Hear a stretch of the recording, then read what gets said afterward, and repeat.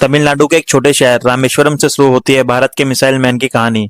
पर 1931 में एक छोटे से बोट ओनर और मस्जिद के इमाम जैनुलाब्दीन के घर में जन्म होता है एपीजे अब्दुल कलाम जी का। घर में 5 भाई बहन, पैसे कम पर वैल्यूज और सपने बहुत बड़े। सुबह सुबह जब लोग नींद में होते थे, ये छोटा लड़का लोकल ट्रेन से न्यूज़पेपर बंडल उठाता और पूरी रामेश्वरम में डिलीवरी करता ताकि घर चल सके और अपनी स्कूल फीस भर सके। कलाम सर ने अपनी बुक विंग्स ऑफ फायर में लिखा है, that small job taught me discipline, honesty and respect for time, the three foundation of my life।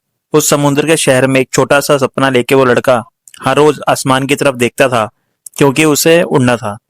School के टीचर यदुराई सोलोमन ने उन्हें एक लाइन सिखाई, to succeed in life first understand your power and potential. वही line Kalam sir के जीवन की direction बन गई। उन्होंने ये 1954 में सेंट जोसेफ कॉलेज तिरुचिरापल्ली से ग्रेजुएशन कंप्लीट की, फिर Madras institute of technology aeronautical engineering की पढ़ाई पूरी की। एमआईटी के दौरान एक प्रोजेक्ट डिले होने पर प्रोफेसर ने उन्हें धमकाया, अगर प्रोजेक्ट कंप्लीट नहीं हुआ तो स्कॉलरशिप कैंसिल। कलाम जी ने 3 दिन और रात बिना नींद के मॉडल कंप्लीट किया और कहा, that day I learn pressure is not punishment, it's preparation. Graduation के बाद कलाम सर का सपना था एयरफोर्स में पायलट बनना, पर इंटरव्यू में 9th रैंक मिलने के बाद ये सपना टूट गया। फिर ये 1958 में उन्होंने डीआरडीओ ज्वाइन किया और फिर 1969 में इसरो। वहां उन्होंने India first satellite launch vehicle SLV-3 design किया और 1979 में उनका पहला SLV-3 रोजेट प्रोजेक्ट क्रैश हो गया। देश भर की मीडिया ने उन पर और उनकी टीम पर सवाल उठाए, लेकिन फिर यह 1980 में रोहिणी सैटेलाइट सक्सेसफुली ऑर्बिट में गया। भारत ने स्पेस रेस में अपना पहला कदम रखा। उन्होंने फिर इंडिया के मिसाइल प्रोग्राम जैसे कि अग्नि, पृथ्वी, न्यूक्लियर टेस्ट और विजन 2020 के जरिए देश को ग्लोबल मैप पे ला के रख दिया। फिर साल 2002 में कलाम जी बने भारत के 11वें राष्ट्रपति।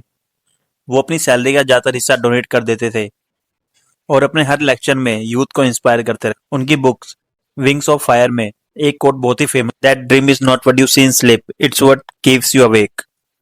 कलाम जी के स्टूडेंट्स और टीचिंग के लिए प्यार और विजन को देखते हुए यूएन यानी 15 अक्टूबर को डिक्लेयर किया world student day. Kalam sir हमेशा कहते थे कि students are the backbone of a nation, और भारत जहां 50% से ज्यादा पॉपुलेशन यूथ है, वहां स्टूडेंट्स ही हमारी सबसे बड़ी स्ट्रेंथ है। पर प्रॉब्लम यह है कि हम अपने यूथ को एम्पावर नहीं कर पा रहे हैं, बल्कि धीरे धीरे एजुकेशन सिस्टम और पेरेंट्स उन पे प्रेशर बढ़ाते जा रहे हैं। हर किसी पेरेंट्स का मानना है कि एक बार सरकारी नौकरी लग गई तो जिंदगी सेट है, पर क्या ऐसा सच है या हम सब लोग एक ब्रोकन सिस्टम का पार्ट बन गए हैं? इंडियन एक्सप्रेस की रिपोर्ट के मुताबिक 2014 से 2022 तक लगभग 22 करोड़ लोगों ने सरकारी नौकरी के लिए अप्लाई किया है, जबकि सिर्फ लगभग 7 लाख लोगों को ही नौकरी मिल पाई है। देश में ग्रेजुएट अनएम्प्लॉयमेंट रेट 42% तक पहुंच चुका है। एक एग्जाम, कुछ सीटें और लाखों एक्सपीरियंस, ये सिर्फ नंबर्स नहीं है, यह सिस्टम की ट्रेजेडी है। बिजनेस स्टैंडर्ड की रिपोर्ट के अकॉर्डिंग इंडिया में टोटल 1.4 करोड़ लोग सरकारी नौकरी में हैं, फिर भी हर घर में सपना वही है, गवर्नमेंट जॉब। लोग सरकारी जॉब के पीछे इसलिए भाग रहे हैं क्योंकि सरकारी जॉब का मतलब है सेफ्टी एंड स्टेबिलिटी। अगर आप काम नहीं भी करते हो तो आपको कोई जॉब से निकाल नहीं सकता है, लेकिन सरकारी जॉब में टोटल वर्कफोर्स का सिर्फ 1.4% ही है। कभी कभी तो सरकारी क्लर्क या दूसरी पोस्ट के लिए हायर क्वालिफाइड जैसे कि MBA, डॉक्टर्स, इंजीनियर तक भी अप्लाई करते हैं, क्योंकि हमने सक्सेस का मतलब बना दिया है government job. Times of India की रिपोर्ट के मुताबिक PMKVY से अभी तक 1.5 करोड़ से ज्यादा लोगों को ट्रेनिंग मिली है, पर जॉब मिली सिर्फ 24 लाख को, यानी प्लेसमेंट रेट सिर्फ 15% के आसपास। NCRB की रिपोर्ट के मुताबिक 2023 में 13,000 से भी ज्यादा स्टूडेंट्स ने अपनी लाइफ से होप खो दी, और 2013 से 2023 तक स्टूडेंट्स के सुसाइड के केसेस 65% तक बढ़ चुके हैं, क्योंकि लोग भूल चुके हैं। कलाम सर कहते थे, don't fear the failure, fear the not trying.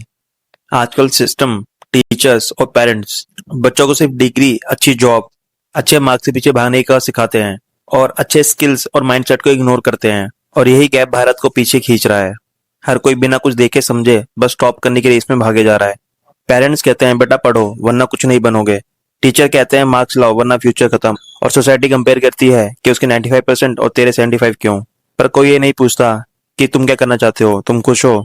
Anxiety, depression और बर्नआउट स्टूडेंट्स के नए दोस्त बन गए हैं, और हम उन्हें ओवर थिंकिंग बोल के इग्नोर कर देते हैं। कलाम सर कहते थे, teaching is not a profession, it's a mission, लेकिन आज टीचिंग एक बिजनेस बन गया है। तो अब सवाल है कि करना क्या चाहिए? गवर्नमेंट को चाहिए कि Finland, Singapore, USA, China, Japan जैसे कंट्री से इंस्पायर होके करिकुलम को क्रिएटिविटी और स्किल बेस्ड बनाना चाहिए। मेंटल हेल्थ काउंसलर हर स्कूल या कॉलेज में होना चाहिए। स्टार्टअप्स और स्किल बेस्ड इकोनॉमी को सपोर्ट करना चाहिए। एजुकेशन गवर्नमेंट एग्जाम के टाइम में होने वाले करप्शन या धांधली को रोकना चाहिए। पेरेंट्स को चाहिए कि अपने बच्चों को सुने और कंपेयर ना करें। उनके पैशंस और आइडिया पे भरोसा रखें। फेलियर को एक टीचर की तरह देखें, ट्रेजेडी नहीं। घर में मेंटल हेल्थ के ओपन डिस्कशन कल्चर बनाओ ताकि बच्चा खुल के अपनी बात पेरेंट्स को बता सके। और स्टूडेंट्स को क्या करना चाहिए? स्टूडेंट्स को अपने मार्क्स, अपने आइडिया और अपने स्किल पे भरोसा रखना चाहिए। सिर्फ मार्क्स नहीं, स्किल और माइंडसेट पे भी काम करना चाहिए। कम्युनिकेशन, प्रॉब्लम सॉल्विंग और लीडरशिप सीखनी चाहिए। अपनी कोर नॉलेज पे फोकस करना चाहिए। अगर कुछ प्रॉब्लम लगे तो अपनी बात शेयर करने में शर्म नहीं करनी चाहिए। और हमेशा याद रखना चाहिए कि एग्जाम या कुछ नंबर हमारा फ्यूचर डिसाइड नहीं कर सकते। हाँ, पर हमें इस बात का ध्यान रखना चाहिए कि पेरेंट्स या बड़े हमारे लिए अच्छा ही सोचते हैं, तो उनकी बात सुने, पर अपने आइडियाज, अपने क्रिएटिविटी पे काम करते रहे और अपने आप को एक रियलिस्टिक गोल दे, ना कि रेस में भागे। क्योंकि कलाम सर का मानना था, अगर स्टूडेंट स्ट्रांग होंगे तो इंडिया का फ्यूचर भी स्ट्रांग होगा।